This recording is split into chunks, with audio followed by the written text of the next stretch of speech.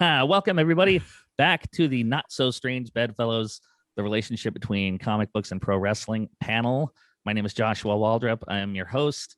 We'll go around the room to all these lovely luminaries who have agreed to join us at a late night shift here on the West Coast to discuss the storytelling similarities in theory between the two beloved pop culture mediums. Robert, Samo.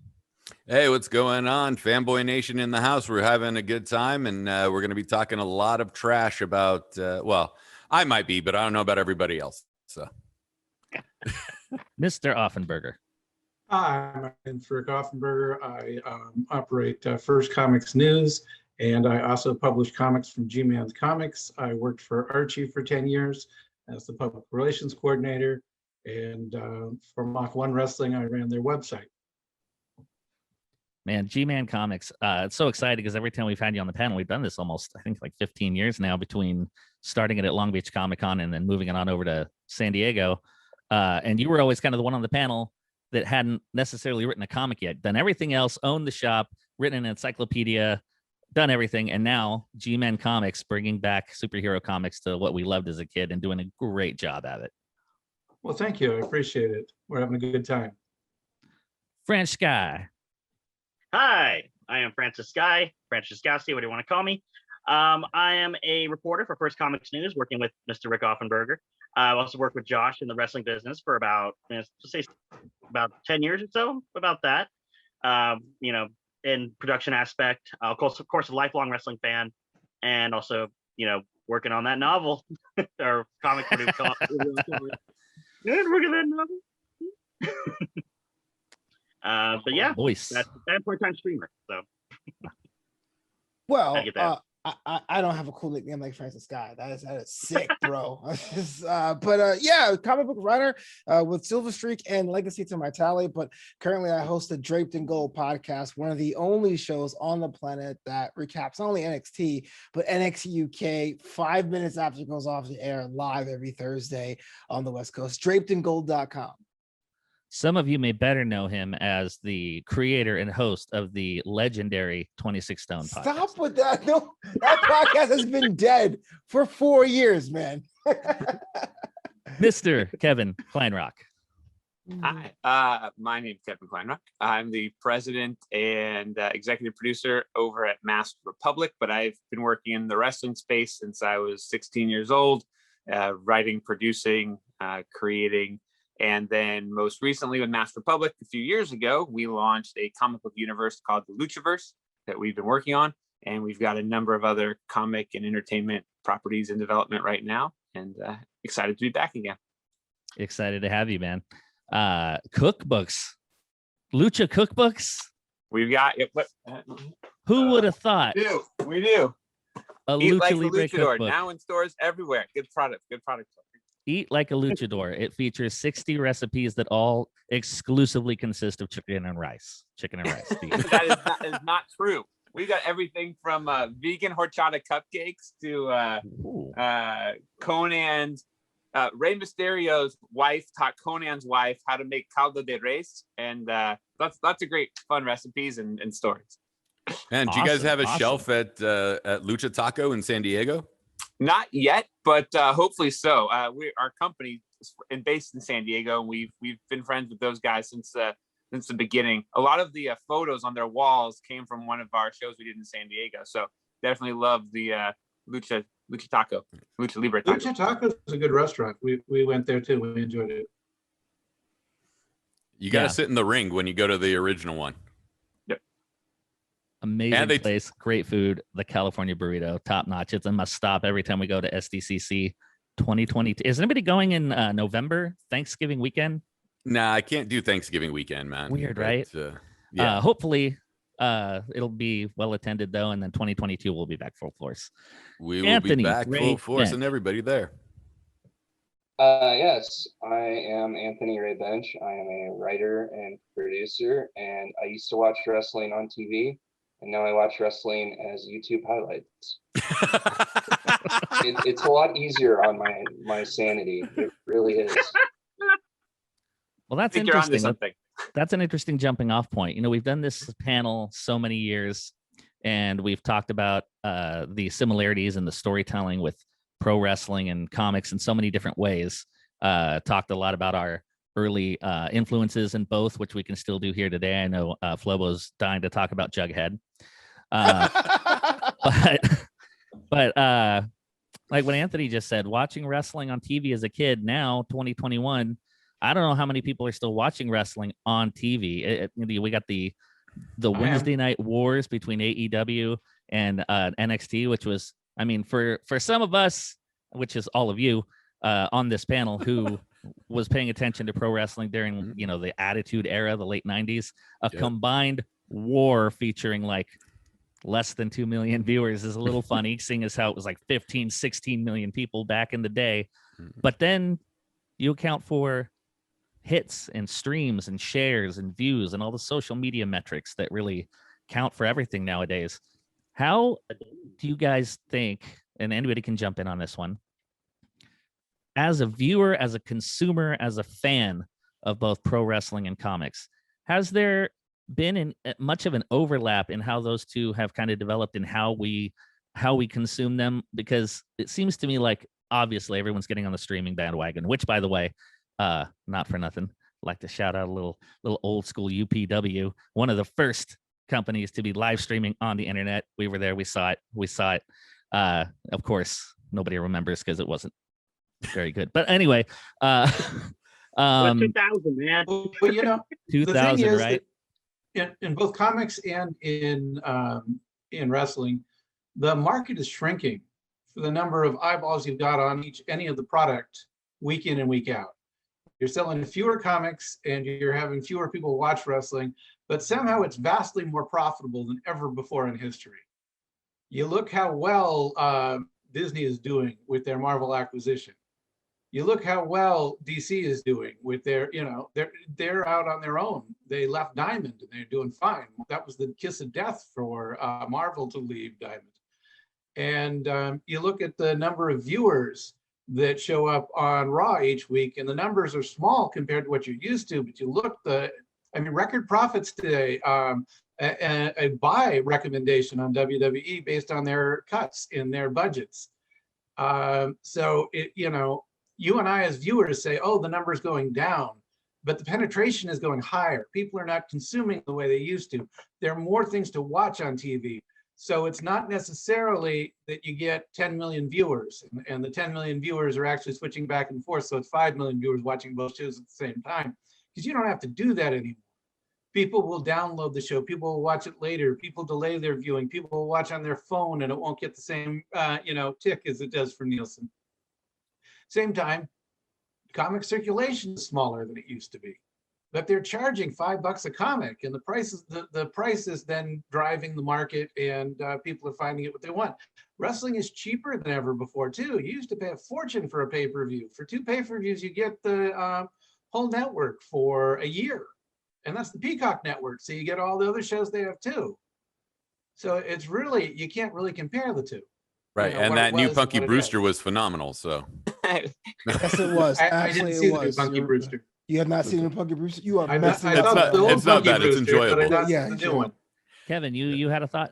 I had a question for everyone. So looking at WWE being super profitable, looking at Marvel and DC, do you get a sense, especially with the overall kind of shrinking market, that for the non-major players, the more independent players, independent comic book publishers, do you get a sense that because there's so much content out there so cheap or free, the YouTubes or the webtoons or people that are giving away content for free, does it become harder? Has it become harder, with the exception of, let's say, a very successful Kickstarter campaign, but for the independents, wrestling and or comics, to make a profit these days, or to be able to fund themselves long term, because the giants are so giant and everyone else expects everything for free? Right.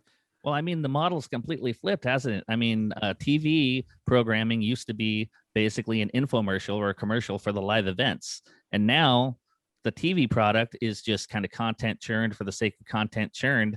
I don't know that they're using it in the same utilitarian way that they did before.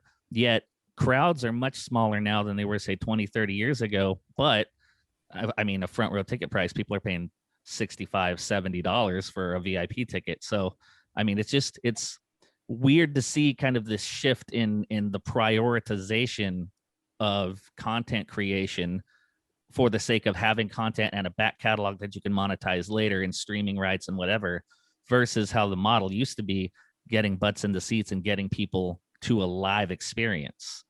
It used to be for the masses. It used to be cheap entertainment. I mean, I remember going and sitting really, really close for 20 bucks. You know what I mean? And I saw Hulk Hogan live for 20 bucks. And we could see him. He wasn't like a little ant. And you know what I mean? Our seats were good enough. And you know, that doesn't exist anymore. It's very, very expensive to take the family out to see wrestling. The same thing with comics. Comics, I mean, I used to buy a comic for a quarter.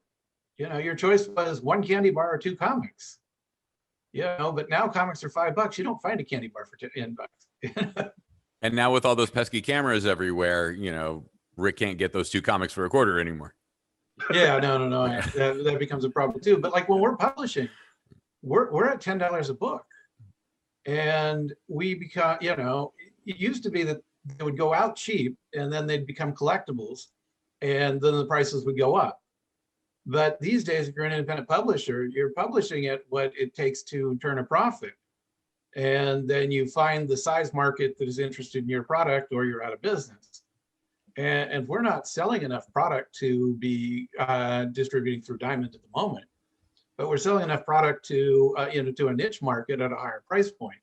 And we'd love to go to Diamond at a lower price point. We just don't move enough units yet. I mean, Is that the way? I mean, I'm kind of surprised that I haven't seen, and doesn't mean that it hasn't existed. It just means I haven't seen it, a crowd-funded independent wrestling company yet. Like where all the shows are like Indiegogo or something like that. It seems like comics are kind of starting to move that way. Are comics and wrestling to a, you know, lesser extent, both ways, kind of leading the pop culture dynamic towards narrow niche fan bases? I think Discovery Plus is the one that did that first with all their content of the 90 Day Fiancé franchise and all 87 spinoffs. I think what's going to happen with a lot of indie this is what I hope for wrestling in a sense, but this is my like Jim Cornette, you know, mindset coming in. Is that no, I'm not going to rant and rave for 85 minutes about, you know, a spoon, but darn, you know, we're going to sit there and like, I see kind of like the territory thing coming back where like the NWA is going to loan out wrestlers. And I hate loan out because, you know, contract thing, that's the only reason why I'm using that term of loan out. But like we'll see MLW guys in the NWA and then the NWA in ROH and then ROH in Impact and going back and forth with the smaller guys for all these crossovers. And then AEW is still going to be AEW and then WWE is still going to be WWE. Because Josh was there when I had my aneurysm trying to figure out a match situation with one particular company that I don't want to mention because I'm on their press list and I don't feel like getting kicked off. But, you know, I had a mental breakdown and my eyes started flashing and, you know, started twitching from the nonsensical booking. But, you know, I see that for wrestling in order for it to survive. I just think that the bookers are going to have to come together and figure out who's a heel, who's a face more than every 2 weeks.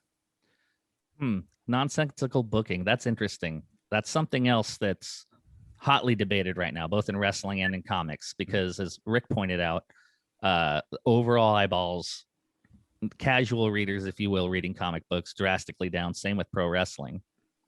But wait, what is it you just said, Samo? I lost my train of thought. I said nonsensical booking and there's going to be the territorial things. So there's a very vocal base, especially online, that will argue that the reason the eyeballs are down in wrestling, particularly with WWE, is a change in storytelling philosophy from what they had before, from building long-term stories, like you said, discernible good guys and bad guys and whatnot.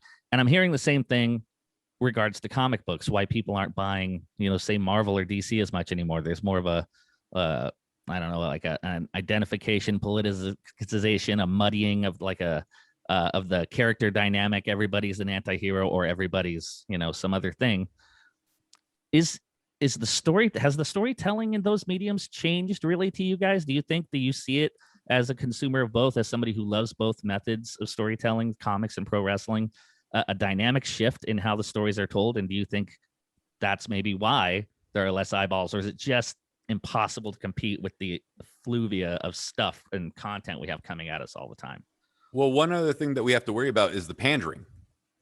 You know, there comes a lot of pandering. You'll hear the complaints, so you'll give a certain sector, you know, what they supposedly want, and then those are the crowd that's going to go illegally download it. And then the other people's like, well, this isn't the comics I grew up with. I don't care about this, and they're not going to read it. So the comic companies are losing money that way. You know, I think what's worked for IDW and Boom Studios is not their original titles. It's been their licensed products. You know, G.I. Joe, Transformers, Power Rangers, and so on and so forth. And then you move that way, and since what's it called, Valiant is I think working with Sony to get their films off the ground. Eventually, I think Sony is going to buy Valiant, because that's the only way they're going to be able to survive, is having a big name company behind them. I think that people, you know, things have just changed in the way storytelling is done, the way people consume it. I think there's a shorter attention span, and so you can't do a 1-year story in in wrestling. I think people get bored. I think that by the same token, you don't see as many maxi series. Now a long series is 6 to 8 issues, and they used to run a lot of comic series for a year, and people used to talk about how good they were. But I think that people just have a shorter attention span because they have so much coming at them in so many different ways. And everyone's got, before you took your entertainment with you, you carry your comic with you when you went on vacation. You'd take it, you'd read it with you, and you'd have it. Now you can read it on your phone. You can download it. They're digital comics that change the dynamics of how you deal with them. The digital ones are not collectible. And so then it becomes more about the story than the collecting aspect too, which is what got a lot of us into comics, is the collections. One of the things I always geeked out about. Oh, go ahead. I feel like comic books and wrestling to a certain extent have just become advertisements for other things. Comic books are now advertisements for the TV shows that are on the streaming sites. Famously, like a few years back, like Marvel discontinued Fantastic Four because Fantastic Four wasn't under their house. So instead of considering like what kind of cool stories we can tell with these characters, and I'm sure a lot of creators wanted to tell cool stories with those characters, they just swept them away because it's not going to, help us. Like we don't have a movie coming out that these characters need to be featured in, like that sort of thing. So I think that's definitely hurting the comic book industry. Like it's less of a focus on story and telling good story and having good writing. And instead, they're thinking about the latest press release that they can do. And I hate saying this, but, Samo nailed it on the head. It's pandering. Like, we're going to include these characters that are, they have a certain lifestyle or whatever. And back before, like, I remember one of the coolest moments for me consuming comic books was when I was reading Ultimate X-Men, and I found out that Colossus was now gay in that universe. And I thought that was cool, and that was a fun twist. There was no press release because this was back in, like, I think the early 2000s or the mid 2000s.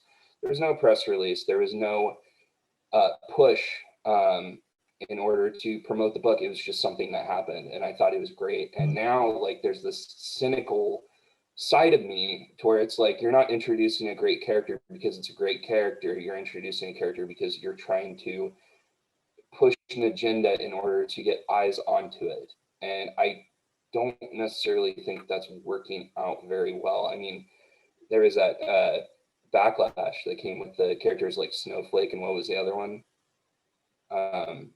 You guys know what I'm talking about? Safe Space and Snowflake. Yeah, Safe Space and Snowflake. And it's just like, why are you doing that stuff? Like, I took it as mocking. Like, I thought, oh my God, they're really going after him. But they meant it in earnest. I was surprised because it seems like a sarcastic type of a thing to do. but introducing new characters in both comics and wrestling is extremely difficult.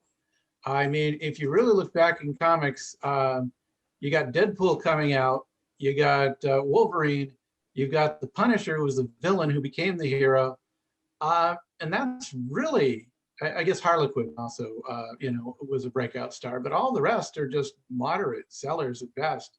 You haven't had like a real home run with a new character in comics in a long time. And look how long it took to get Roman Reigns over as the only character they've really been able to get over in the last 10 years. And they tried everything they could possibly think of, and they finally got there. But who else has gotten over for any length of time? They start, they have some heat, and things go well, and then it just all fizzles to nothing. Right, Well, but they're not giving anybody. I'm sorry. Go ahead, Josh. Oh, go ahead. I was going to say they don't give anybody enough time. Like Rhea Ripley destroyed everybody in NXT, and then all of a sudden they gave Charlotte Flair the belt. Why? There was no reason to give Charlotte the belt. You had Shayna Baszler, who was on fire for a while, and then all of a sudden she didn't get a title shot and didn't deserve anything, and now she's part of a comedy act with Nia Jax. Asuka was supposed to be the Empress of whatever, and then all of a sudden she kind of became like a comedy act with like the weirdo kabuki makeup of green tears from like the green mist stuff. And so like no one really gets the long enough push for it. It's like, all right, we gave you 48 hours. Congratulations, you suck. Bye. Well, I think that's a consequence of the change in priority, isn't it? I don't know why I turned English all of a sudden, isn't it?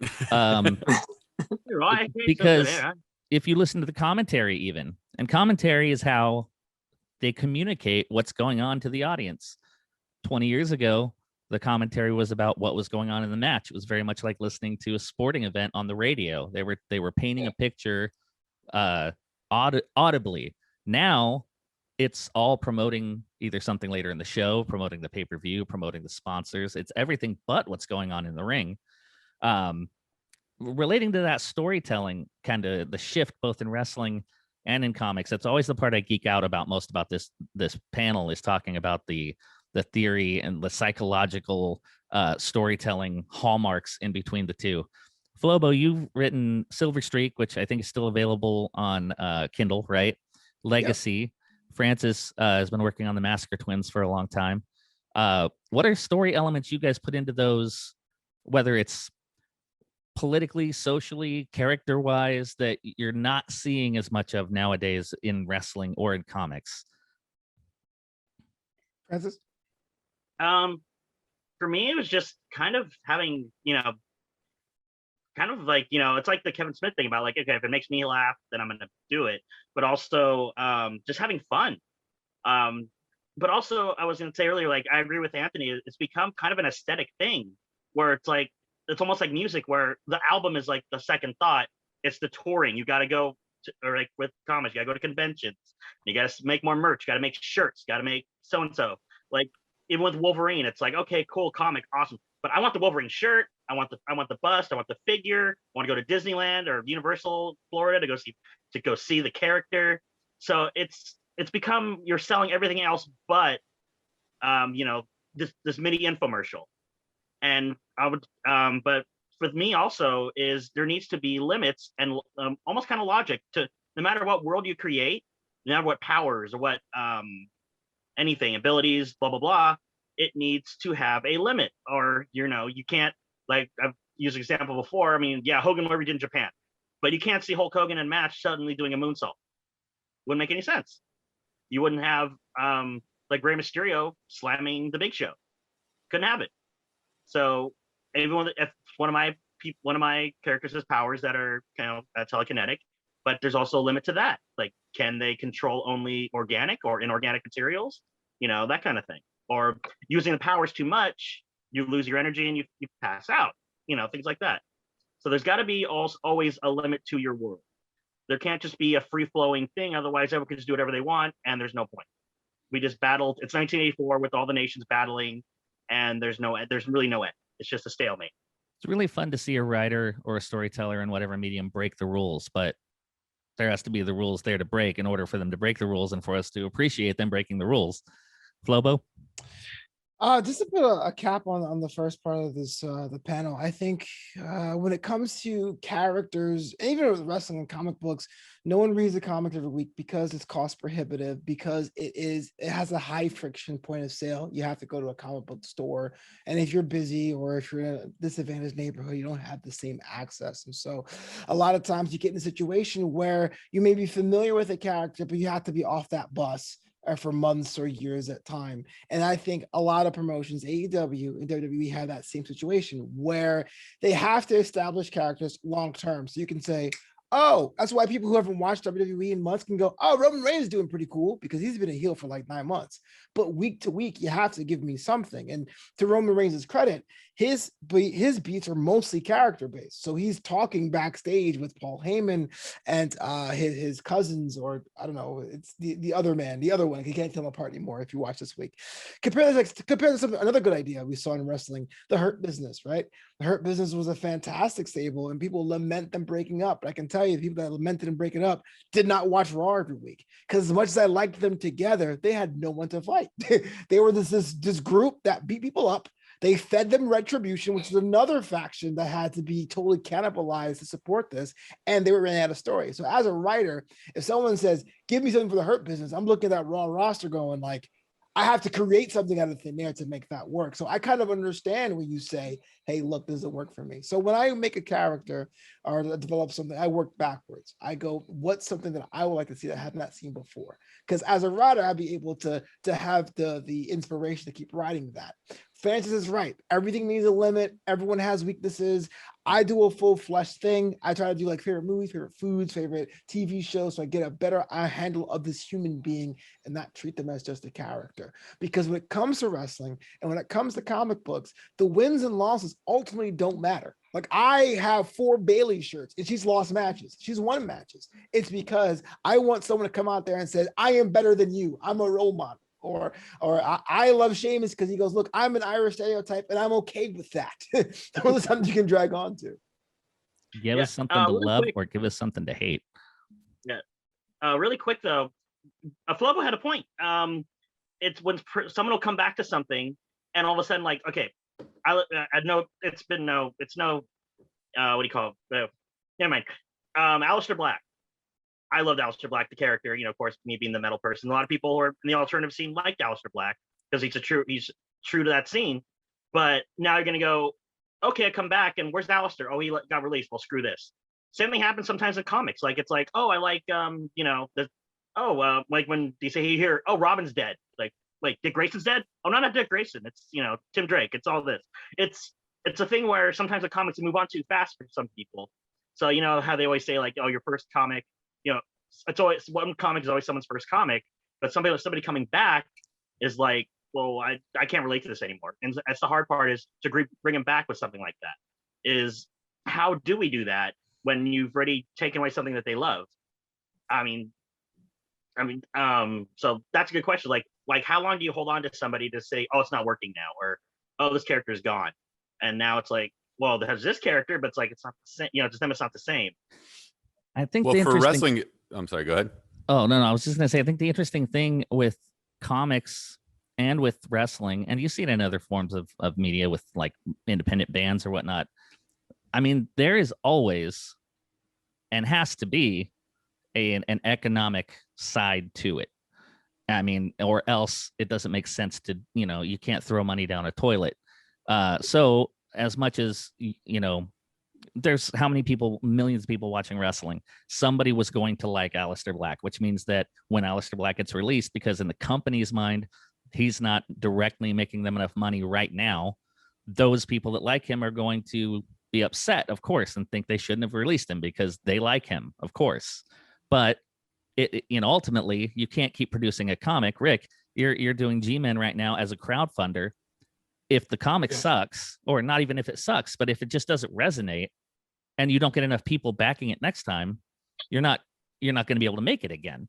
Kevin, we're out of business with a bad Kickstarter, and one of the things I like to see with with wrestling comic book characters is like they're making a Blue Beetle movie, but they weren't able to sustain a Blue Beetle comic. You know what I mean? It had limited appeal. people who saw it, didn't buy enough copies of the comic when it came out from DC. It's the same thing with Aleister Black. They didn't buy enough of his merchandise. They may have liked him a lot, but he didn't move the financial needle for WWE fast enough. So they didn't consider him to be popular enough. The same thing with DC with the Blue Beetle. They didn't sell enough copies of Blue Beetle comic. They canceled it, even though they had a movie coming out. With me, I'm publishing such a small quantity of comics on such a limited budget. If we have one bad crowdfunding, we're done. You know what I mean? It's not like there's a huge bank to go, to fall back on. But even if you have a huge bank, you have a budget.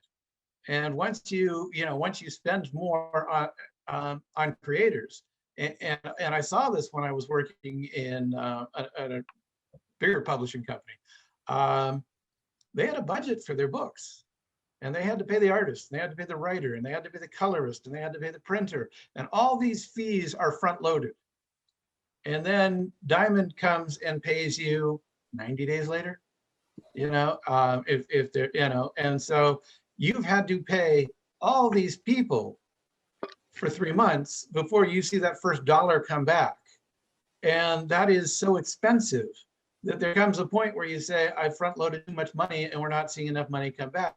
The same thing with the wrestlers. You look at their contract and you say, well, we're paying them this amount of money and they're selling this amount of merchandise there, and we can't really. Oh, awesome. Rick was making a great point. McMahon cut in. He's like, that's enough. Rick, you cut up on us a little bit. His contract was so expensive. I'm sorry, Braun Strowman's contract was so expensive that he didn't balance the scales. Yeah. He didn't bring in enough money to cover his contract. It's weird because the whole discussion of the economic reality of making anything creative is almost like distasteful. People don't like to hear about it, but it's something that exists. I mean, you have to, it has to factor in. Kevin, on two fronts, I'm curious to have you speak on this. One being, as somebody who oversaw the Luchaverse, different comics starring different Lucha Libre personalities with their IP. It's part of Masked Republic and the Legends of Lucha Libre, and this big machine that you've got going, small to some people probably, but big compared to anything any of us are doing. You have to have done it thinking that it was going to help lead to something else, or at least that it was going to do well enough in and of itself to be worth having done and produced and gotten the art and whatnot. So how did you balance what you put into the story, how you represented each of those lucha legends and how their story and their character played out versus making it essentially a cash grab, something that was a utility, which is how I think a lot of people are looking at televised wrestling and some major mainstream comic books now as a way to sell something else. Yeah. I mean, in a way, it was not a cash grab, but it certainly was done very strategically. I had spent a number of years trying to get people to see the potential in kind of a reboot of the Lucha Libre film genre. All the 50s through 70s of the Santo versus the mummies and Blue Demon versus vampire women. Hollywood just wasn't listening, right? And I was seeing all of these comic books getting optioned for film and television, and I loved comic books growing up, but I hadn't really been in the comic book scene for probably a decade or two. But I was really kind of looking at it, and I looked at it as an opportunity of, we could spend $30,000 on a pilot or a sizzle reel or a pitch for a film, or we could invest that money in trying to create these 5 one-shots and trade paperback, and using that kind of as our pilot. And kind of looking at the finances of it, of worst case scenario, hopefully we at least sell enough books to break even, right? I'm willing to take the risk, and I'm willing to kind of do all the creative work with our partners in that to get there. So But we knew right away, I mean, the finances of it was we wouldn't be able to sustain out of our own pockets long term unless we were able to come to some sort of either a publishing deal or a film and television deal. And we kind of took the risk of purposely not trying to go through Diamond or not trying to go through any other. We had a couple opportunities on some, in bigger independent, I guess you would say, not Marvel, not DC, but some other potential kind of partnerships. And we purposely kind of just did it on our own for this first part, in part because having the experience kind of in the media world, I knew that we wanted to keep all of our rights completely clean, nobody else tied to them, so we could be kind of nimble if we had the opportunity to make a deal. But I think what I'm really proud of with the comic books was it wasn't that cash grab. We created a very rich, very deep world.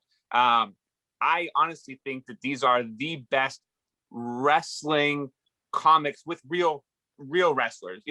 And again, this is like nothing to compare it to what Michael's done with his road stories where the wrestlers are contributing to those. But this was WWE's done their comics and WCW had their comics, but we weren't trying to take wrestlers and put them in a fantasy world of wrestling. These were action, adventure, horror stories starring luchadors, with all kind of there's so much backstory that's been created that's not even been put on the page yet. And so does that to say there's going to be more luchaverse? Kind of talking about, what was that?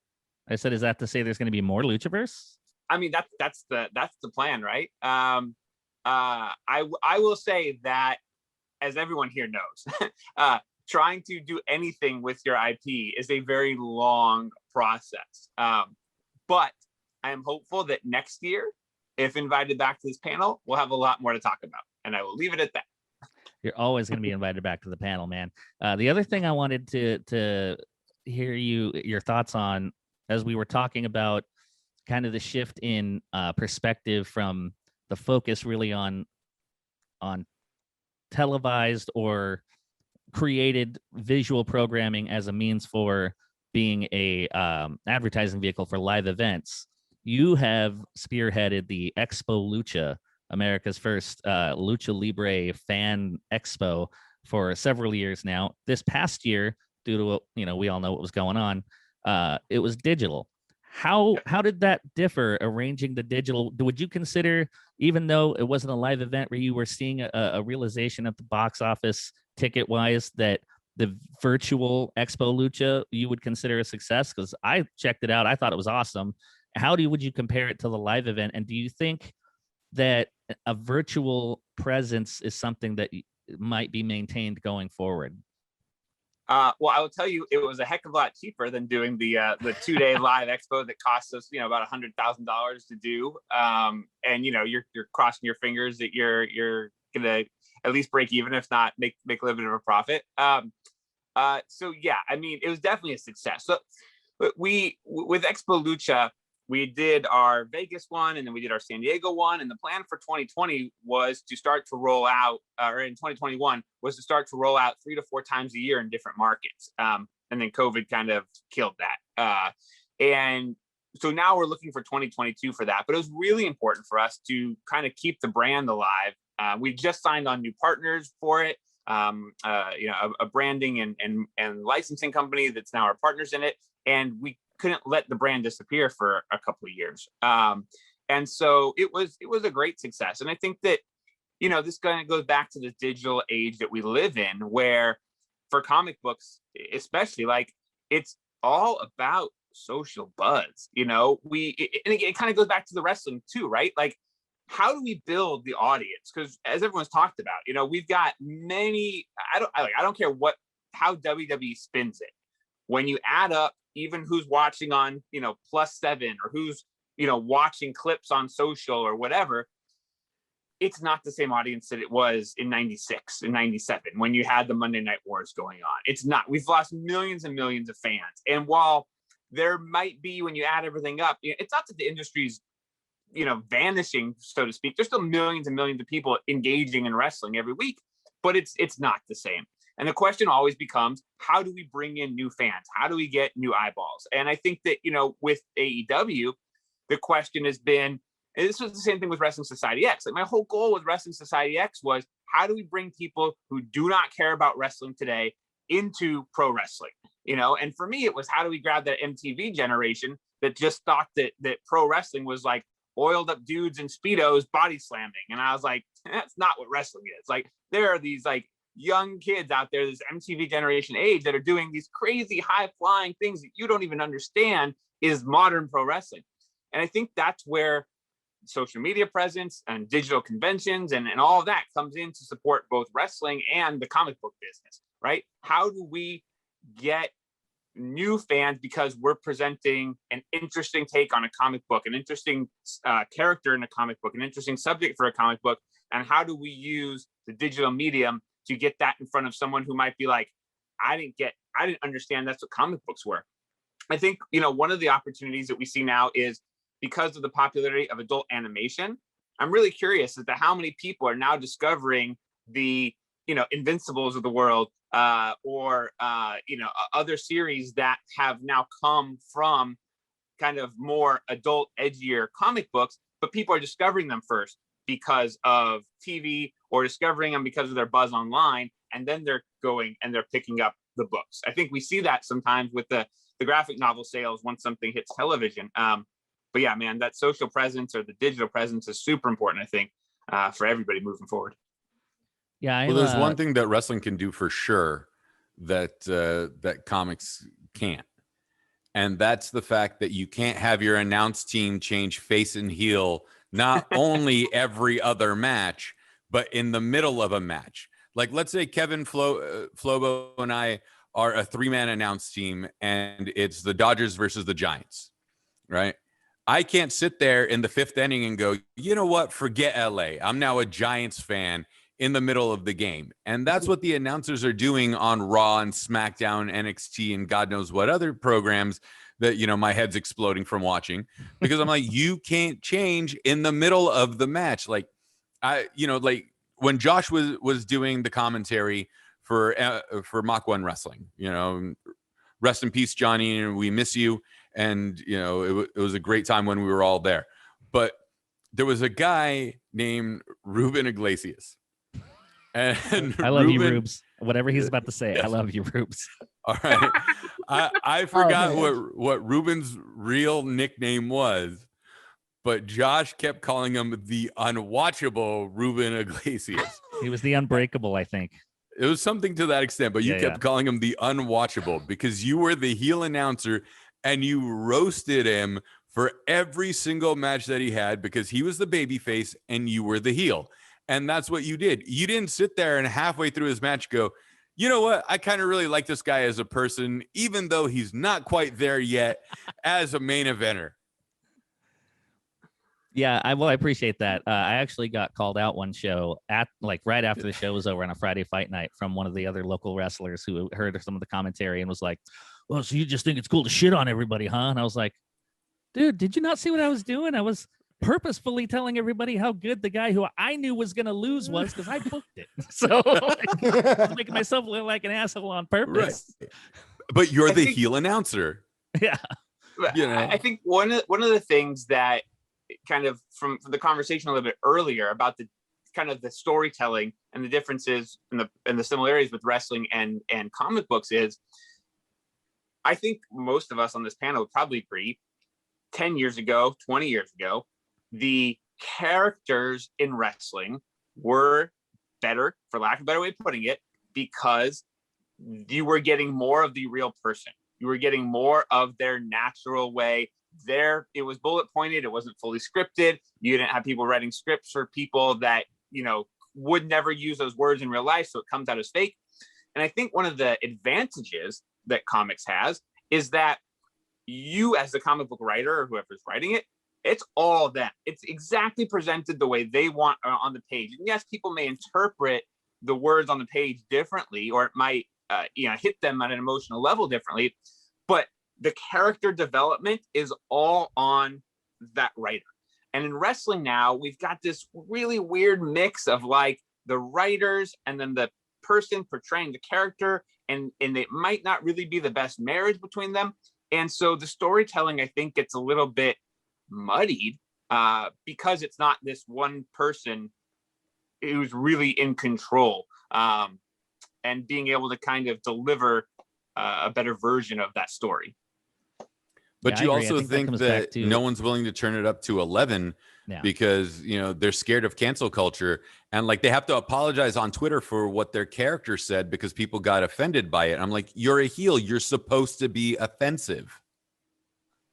Yeah, there's a reason, in my opinion anyway, MJF is one of the best heels in the business, because it's not a character he's putting on. He's just leading you to believe that he's really a jerk in real life, which he may well be, but you know, he's staying true to that and not realizing that the louder people get complaining about him and talking about what a dick he is online, the better business he's going to do in the end, ultimately anyway.